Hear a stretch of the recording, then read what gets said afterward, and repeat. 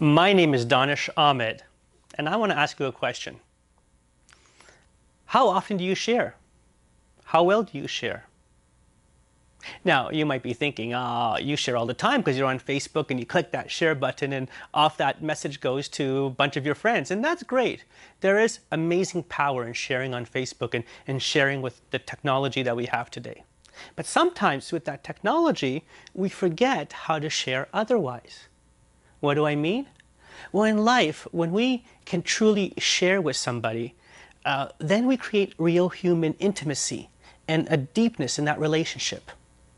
So let me give you an example of the experience that I went through. I mean, I don't know if you've noticed yet, but I'm blind, I'm an albino, I have white hair, and I can't see very far. And when I was growing up, I didn't want other people to notice that I was different. And so I pretended that I could see. I tried to integrate myself by going early to everywhere and memorizing things and just doing everything I could so that people would not find out that I couldn't see. And that was great because it gave me this amazing ability to be functional and integrate into society. But it also caused me to really be inauthentic to some people because I wouldn't tell them. And my friend said to me, he said, why don't you tell people the truth? I said, well, I eventually told them the truth. But he made me realize that withholding information actually may cause problems because, one, people want to help. And when they see me doing things that they don't understand, like holding a piece of paper really closely, they get confused. And when they do finally find out that I can't see, they wonder why I took so long to tell them, or they wonder what else I might be hiding from them. So I made a shift. I realized I don't need to share with people. And what does sharing mean? Sharing means being vulnerable. It means being authentic, being transparent, letting people know who you really are without trying to be someone you're not trying to have another image. Really sharing from the heart. So I remember when I made this shift, it was a great story because I was in this setting volunteering at an organization.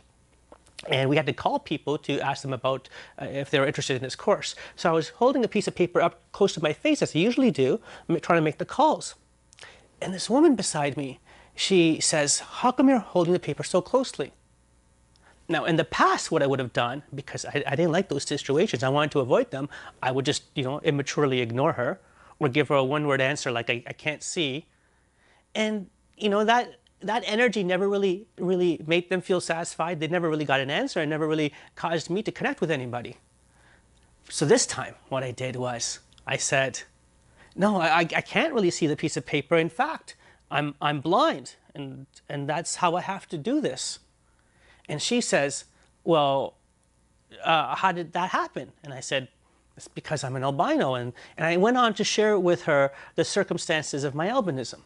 And she was fascinated. She says, oh my God, this is amazing. I'm a nurse and I haven't met any other albino, but I've read about them and this is so cool. And I'd love to know how much you could see.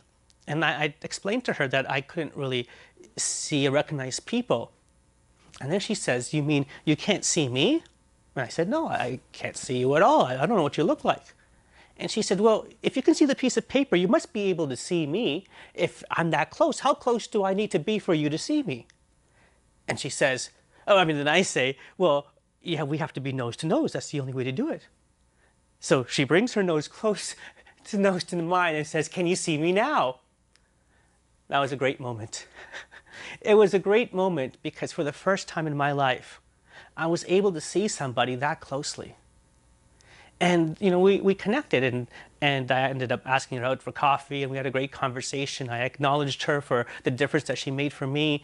And then she said, would you like me to do it again? It was great. But, it wasn't just that relationship that was great. That transformation of being willing to share so intimately and so vulnerably with someone became a habit that allowed me to have nourishing, intimate relationships with so many other people. It became a lifestyle of being in communities where people are encouraging and inspiring and loving each other in a way that means something, in a way that's substantial, in a way that's not superficial and cosmetic, but in a way that's real. And that's what's possible when we share. So today, don't just share this video on Facebook, although I encourage you to do that. I want you to share a personal story in your life with someone who means a lot to you. Be vulnerable, take some risks, have some fun, and let's love the world together. Let's love, let's